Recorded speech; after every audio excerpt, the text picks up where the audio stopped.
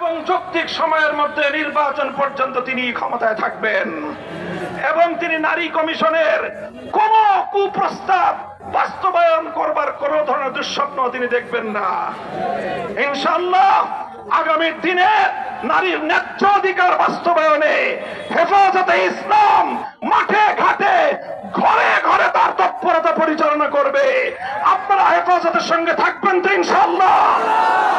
হেফাজতে ইসলামের এই শাহাদাতের খুন রাঙা এই মে মাসের মধ্যে আমরা শাপলা চত্বরের গণহত্যার বিচার কার্যক্রমের দৃশ্যমান একটা উন্নতি এবং আজকের মঞ্চ থেকে শাপলার গণহত্যার বিরুদ্ধে রাষ্ট্রের পক্ষ থেকে কমিশন গঠনের দাবি জানাই।